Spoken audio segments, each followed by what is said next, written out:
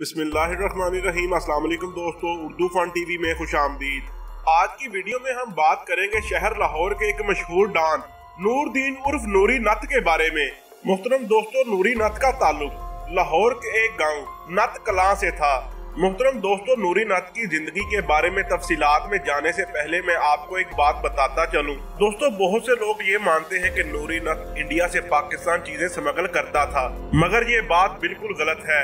पाकिस्तान की मशहूर तरीन फिल्म मौला जट में नूरी नत को एक नेगेटिव किरदार के तौर पर पेश किया गया, लेकिन दर हकीकत नूरी नत की असल कहानी कुछ यूं है कि नूरी नत गरीबों के लिए एक मसीहा था और मुसलमानों को सिखों और हिंदुओं से आजाद करवाता था।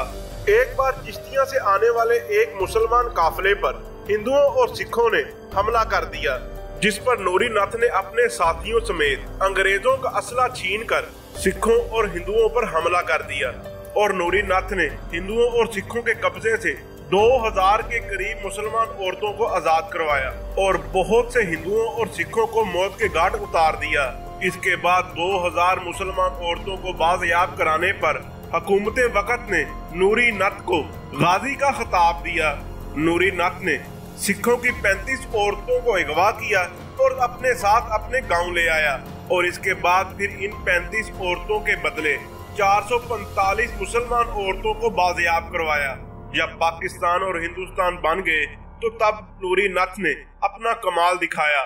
उस वक्त नूरी नत ने दर्जनों सिख और हिंदुओं को मौत के घाट उतारा, जिसके बाद नूरी नत का नाम पूरे इलाके में मशहूर हो गया। सिख और हिंदुओं के लिए नूरी नत का नाम दहशत की अलामत बन चुका था। ये नूरी नत के नाम से ही डरते थे। एक अखबार में छाया होने वाली रिपोर्ट के मुताबिक हिंदू और सिख अपने बच्चों को नूरी नत का नाम लेकर डराया करते थे। और मैं आपको ये भी बताता चलूं कि ये सारी इन्फॉर्मेशन एक अखबार से ली गई है। दोस्तों, रिपोर्ट में बताया गया कि नूरी नत की दहशत इस कदर हिंदुओं पर थी कि एक हिंदू कबीले पर हमला करने की इतला पर 3 हिंदू इसके खौफ से ही मर गए। नूरी नत 7 देहातों के फैसले भी खुद करता था। हिंदुओं और सिखों से मुसलमानों की हिफाजत पर 7 गांवों के लोगों ने नूरी नत को अपना सरदार चुना हुआ था। नूरी नत के बारे में कहा जाता है कि जब वो हिंदुओं और सिखों पर हमला करता था तो पहले वो अपने बुजुर्गों से रहनुमाई लेता था। मनावा थाना के SHO बहादुर खान नूरी नत की दयानतदारी और बहादुरी पर नूरी नत का साथ दिया करते थे। नूरी नत ने SHO बहादुर खान की मदद से बहुत से जराइम पेशा अफराद को मौत के घाट उतारा। SHO बहादुर खान नूरी नत को हर किस्म का तहफ़्फ़ुज़ फराहम करते थे। नूरी नत मुसलमान गरीबों का मददगार था। नूरी नत की वजह शोहरत ही ये थी कि वो मुसलमानों का तहफ़्फ़ुज़ हिंदुओं और सिखों से करता था।